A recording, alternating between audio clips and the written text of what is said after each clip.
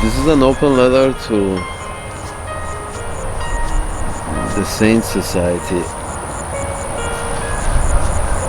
It seems eventually all civilization reached this stage.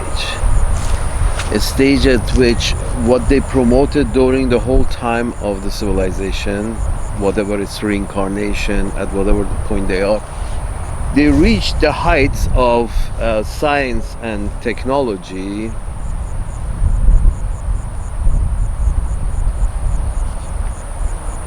and everything was fine until the results of this reaching the upper echelons of science technology, the results of this is what the empires at one point cannot stomach. The results of their own achievement, that is, let's put all our brains together and make things work, and let's follow the science and get where we want to get. At one point, the greed that had created this in the first place, the greed understood the place of science and technology. The greed understood the purpose of science and technology, i.e. the British royalty, the House of Lords, understood the role of science and technology, so they have had some of the oldest continuous universities that we know of. I'm sure there were continuous universities, very old continuous universities, many centuries ago in Asia and Africa and here and there, but as civilization go up and down in their summation and reincarnation, apparently this is inevitable. At one point, greed forgets what brought all the riches. It was science and technology. The greed forgets that. And then when some of these people who have followed the sciences and thoughts got paid for thinking for a living, at one point greed says, fuck you, I don't want to pay you to think. In fact, I find a lot of your ideas unpalatable.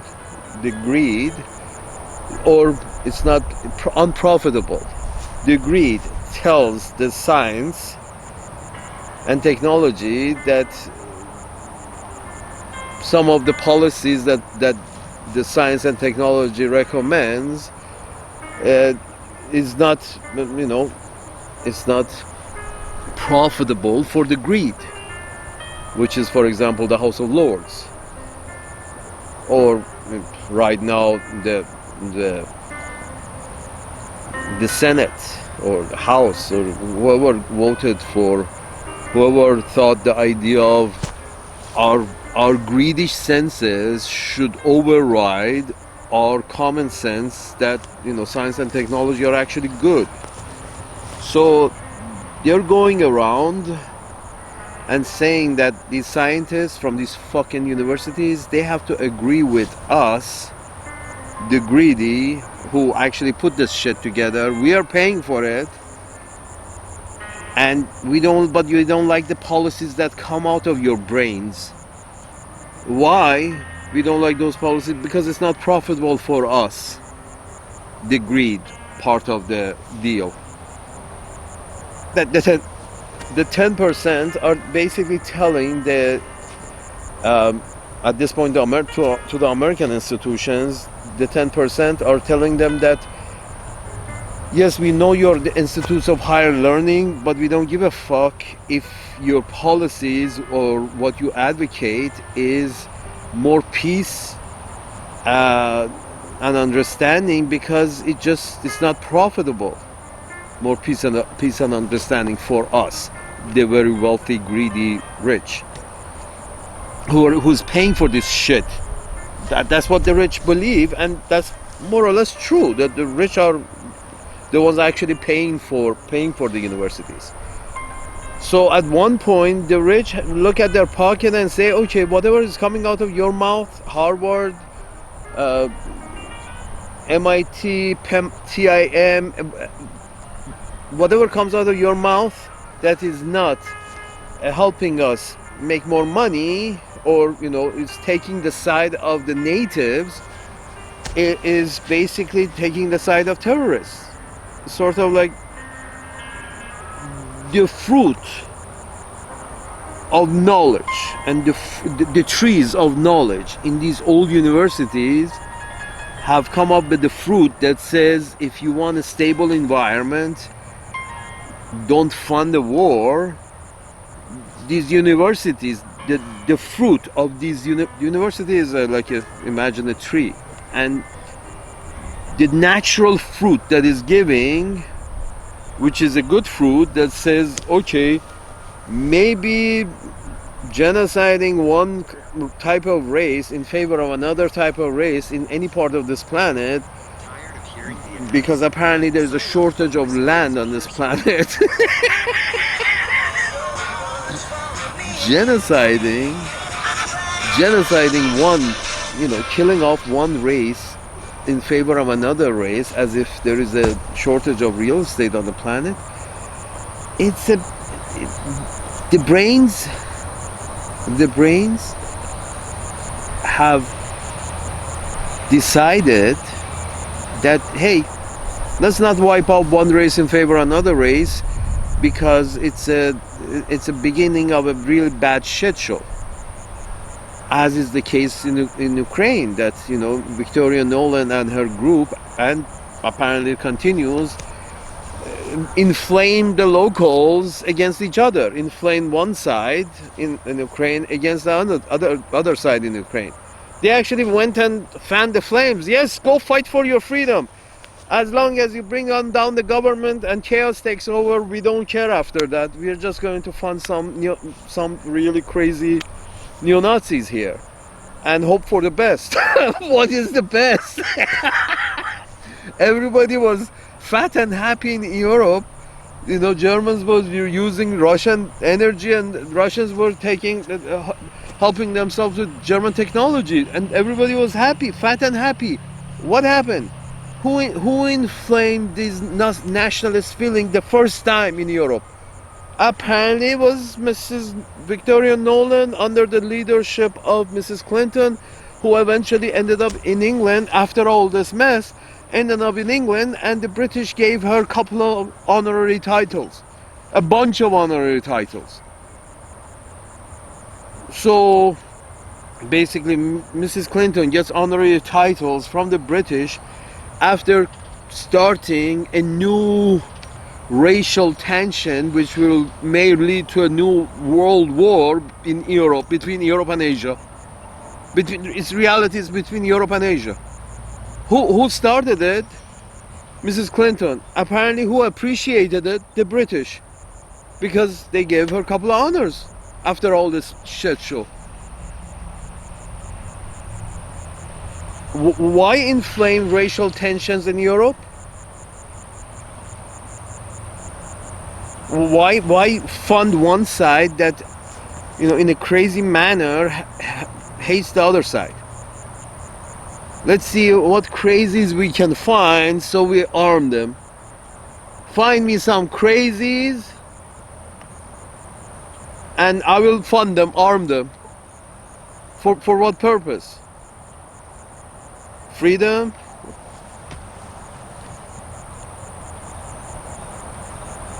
They're free 6 feet under, that's for sure. Are you kidding me?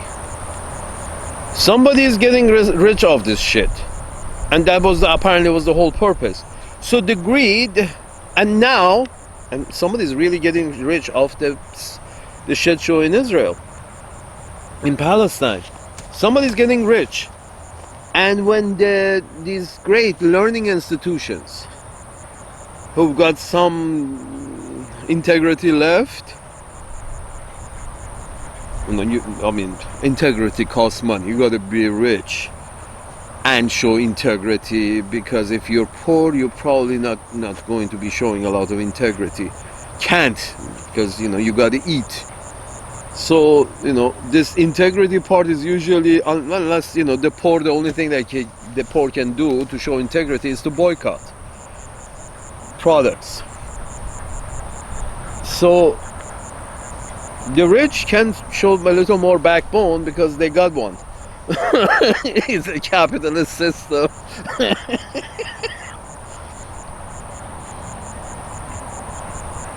So Harvard would say, yeah, okay, yeah, we can stand up for a few years and go to court and see if we can prevent this shit show from becoming a banana republic. You know,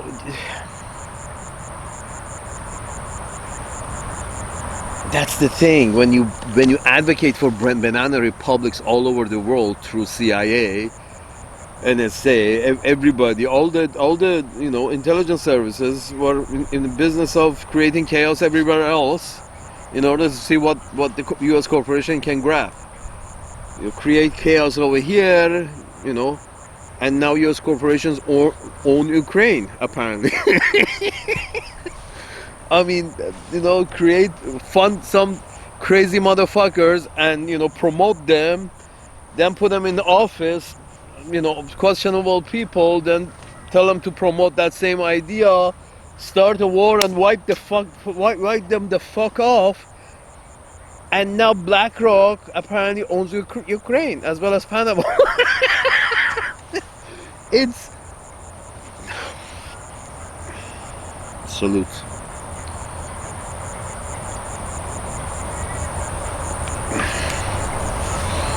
I mean, if you like mafia movies, you must love what's going on in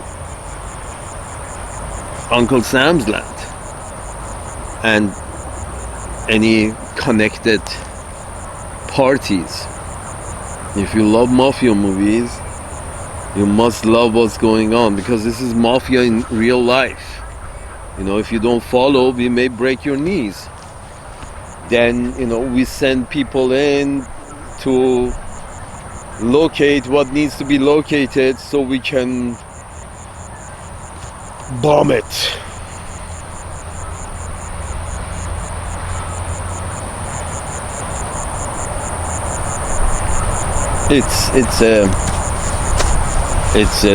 Again,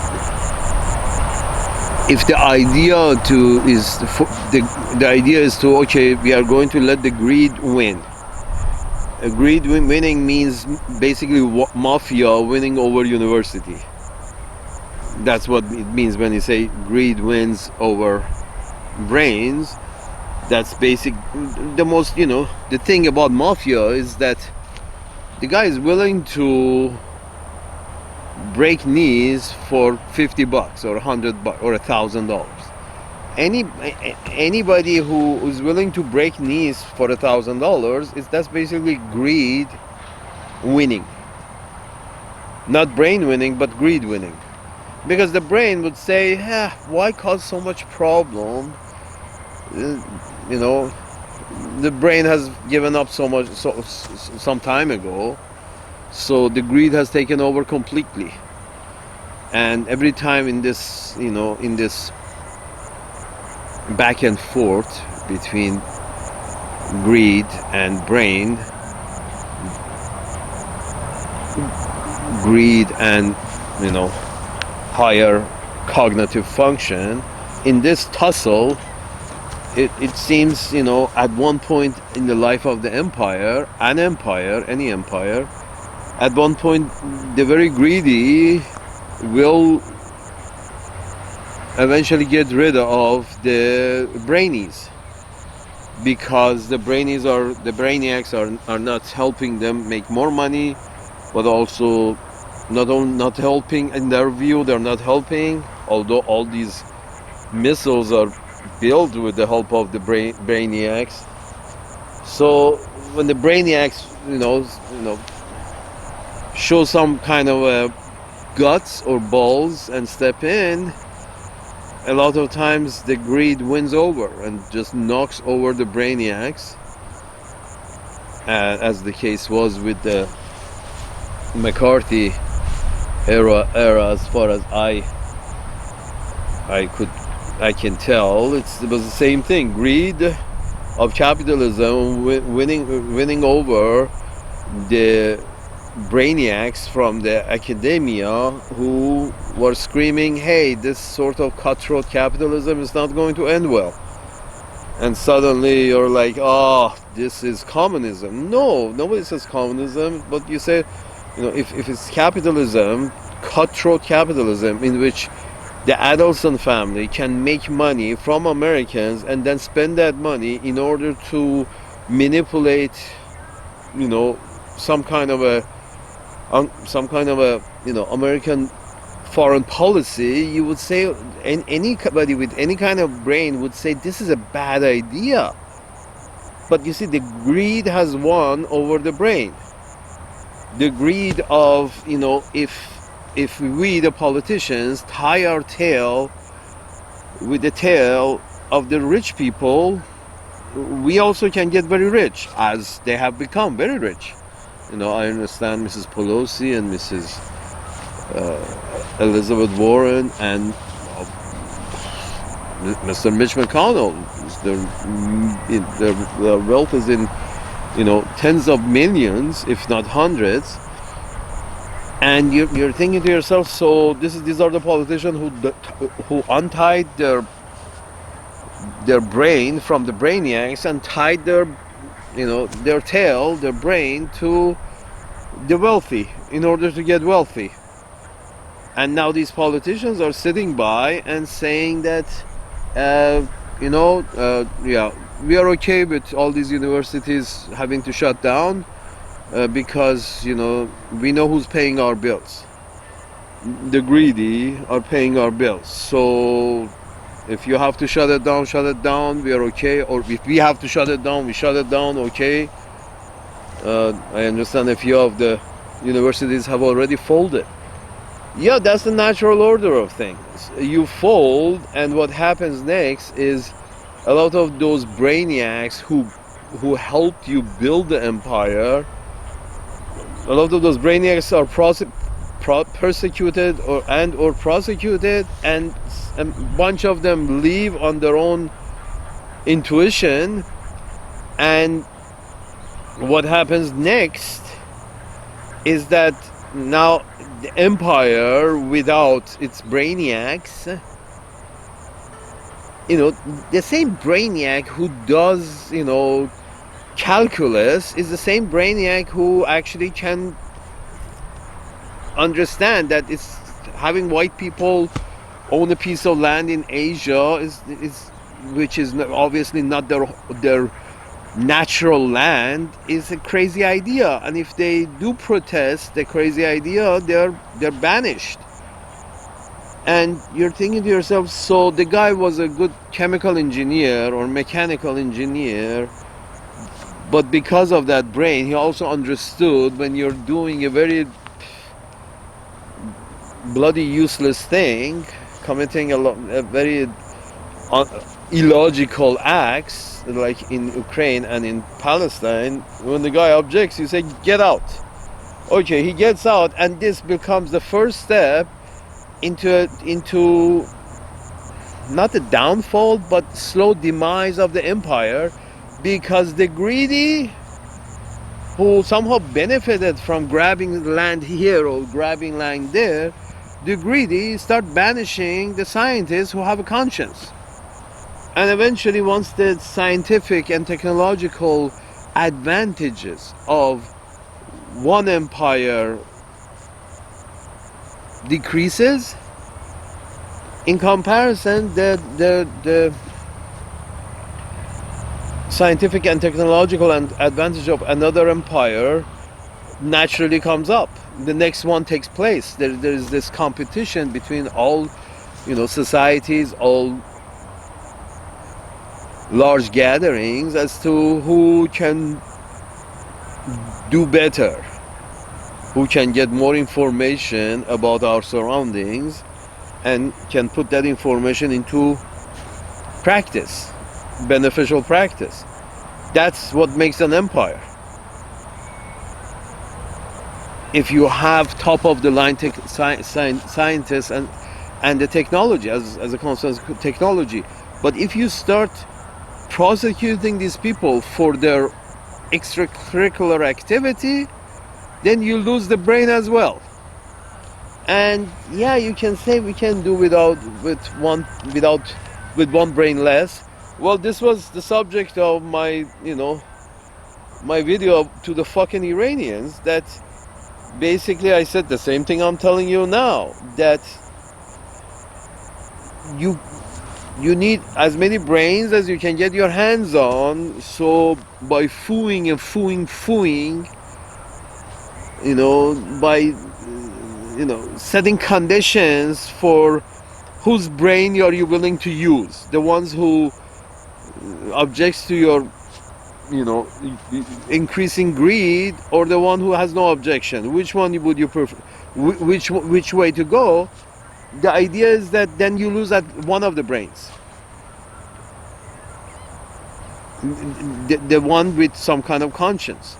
Now you have one brain less. You lose half the brains, because in fact the brainiacs are the ones who can see the picture completely. This is the common understanding, that the ones who think better are the ones who can get a whole picture better in their mind. Therefore they can find a solution better. Let me put it this way. I mean, those games that you have to find the correct pathway from taking the mouse to the cheese. You have to find a jigsaw puzzle. You have to, not jigsaw puzzle, but the puzzle that you have to trace a line until you find a pathway to cheese. If you have to solve this from in two, imagine yourself being a two-dimensional. If you have to solve this in a two-dimensional way, it's a fucking maze. It may take years because two-dimensionally solving a trace puzzle two-dimensionally is almost impossible, because every corner looks the same as the other corner. So you may go, and if you can't mark it, you may have to go in circles for years. So my point is this, but three-dimensionally it becomes easy. So if you can say that the guy with a bigger brain is the guy who can see the bigger picture, the big picture, in that case he sees the bigger picture. So while us with smaller brains are looking at things in very two-dimensional matter, some people with a bigger brain, those i.e. those in Harvard, can see things in a more three-dimensional matter, because they've used their brains a little more in the process of becoming a academic graduate. In order to reach that, they had to exercise their brain a lot. So based on that, we can say yes, they have a bigger brain. Based on that, you can say, okay, so these people are actually seeing that trace puzzle from a third, a three-dimensional way, and they can find the solutions better.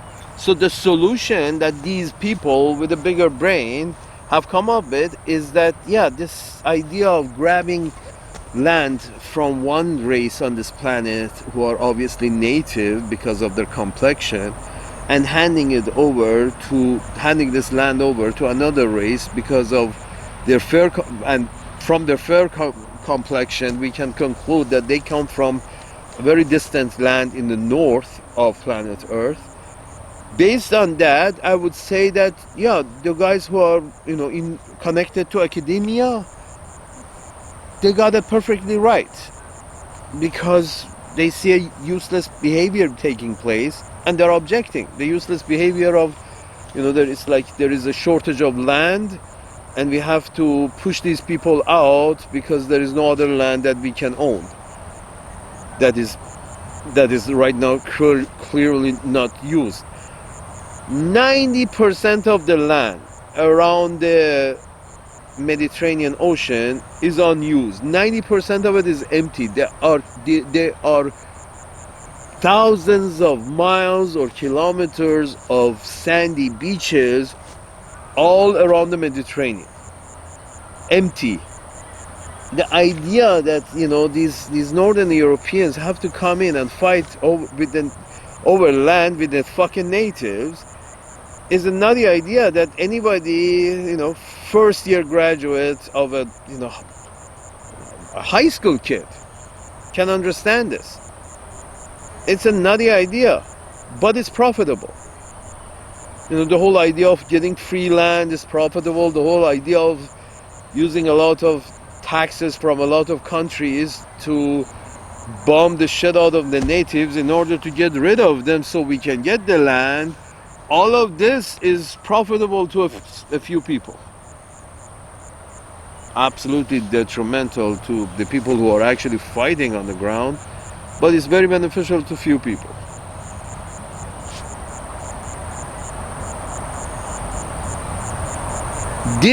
To this, the brainiacs have objected in Harvard.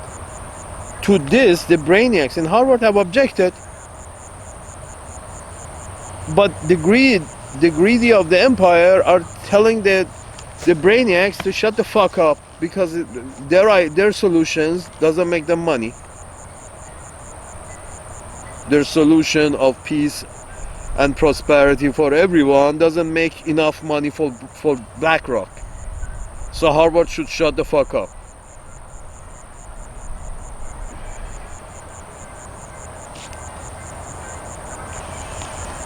So my point is this. Either you recognize the pattern of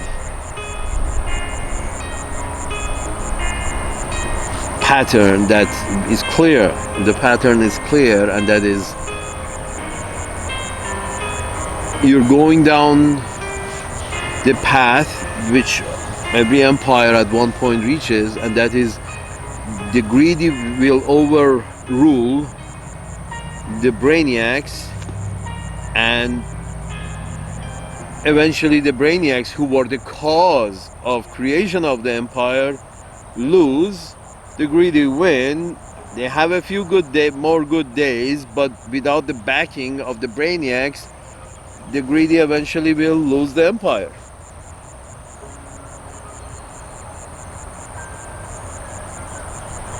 That is why I would say that, in fact, I'm very, very for Elon Musk providing tech support to Mr. Trump, because I have a feeling he can see the 3D image of the puzzle, and I hope he's just, have not crossed the line and have become loopy. As long as he's not loopy,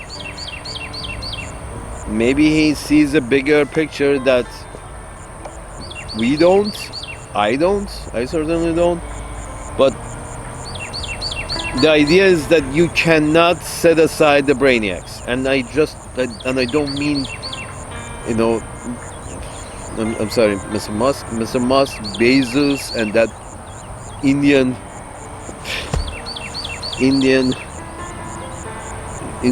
shame, the head of Google. He's the brown face of very white people. Let's put it this way: he's a brown face that very white people are giving a token salary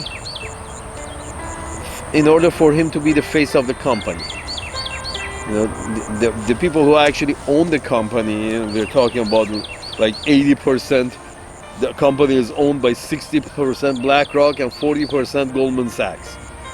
Now it has a Indian brown CEO, and you're like, Are you kidding me? Your own wholly by white people, but suddenly the white people have found a brown CEO, a brown guy who's willing to accept a token salary and be the face of the shit show.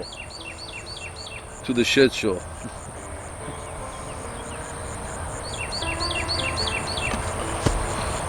The shit show that Google is, YouTube is, the shit show that my views have actually gone backwards. They go up and then they go back down. sort of like, you know, even better not say. My point is this: even if I count my friends who see these videos, it's always higher than the number Google is showing me. That, oh, you had 5 views. I'm like, seriously? My classmates all see this shit, and there is more than 5 of them alive.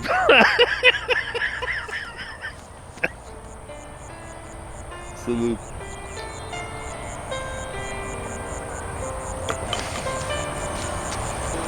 At least I know that much. 5 views. Yesterday it was 25, then today it's 5. It's gone back. It's taken back views. And apparently nobody's viewing. So my point is this.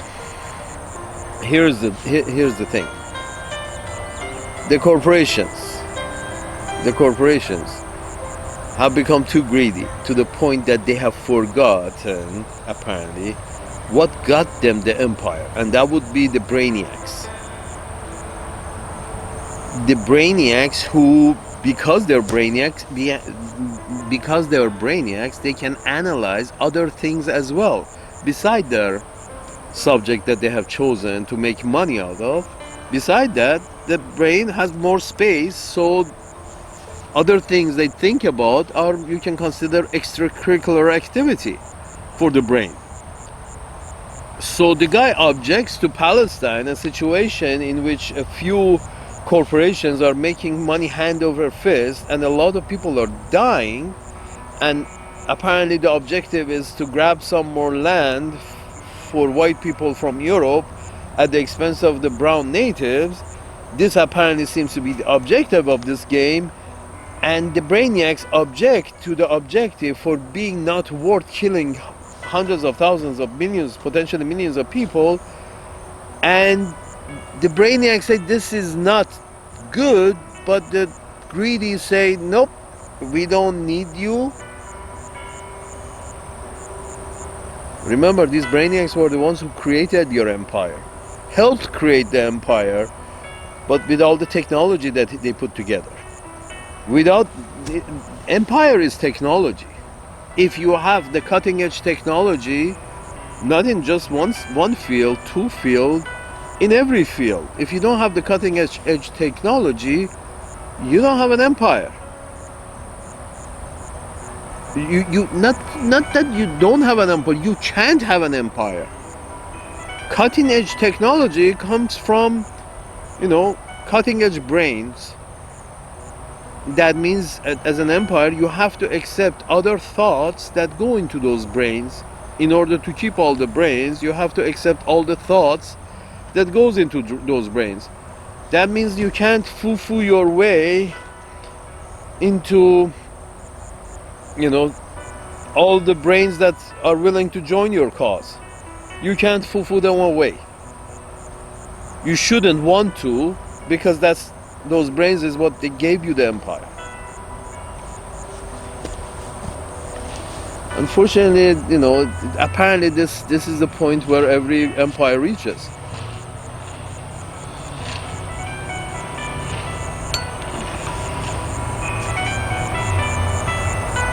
The greedy, just 1% growth a year, 2% growth a year is not enough. The greedy want double digits. And that can only happen with more wars, more forceful conquests, as you can say. A deal here and a deal there, if it means I have to break their knees, no problem. Whether be it, Mr. Trump or Mrs. Victoria Nolan, the idea is, I gotta get a good deal from these motherfuckers. And that means even if I don't have any problem even if I have to break a couple of kneecaps. And that's when you don't have time for the intellectual. That's when you start cutting funding for Harvard, because I'm going to get money out of this motherfucker, even if it means I have to break their knees, and I don't want to hear any shit from Harvard.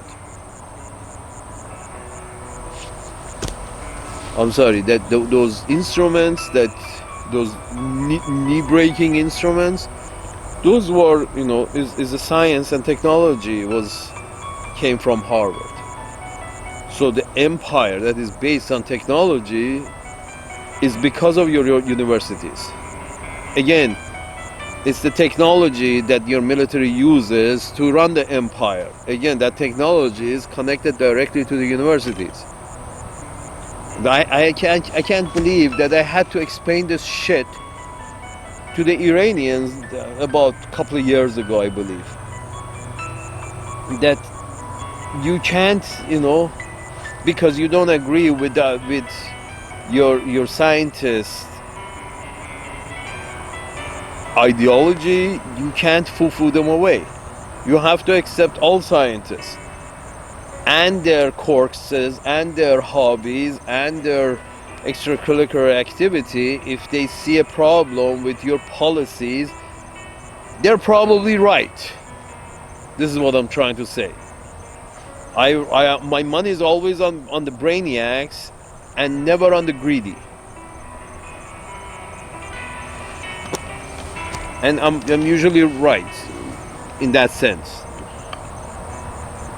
Mostly wrong in other senses, but it's a safe bet to put your money on the brainiac instead of putting your money on the greedy. That's why I'm hoping that Elon Musk can be of a help to a very greedy upper echelon. Maybe a little brain power could help the upper echelon understand that they can't go against brains.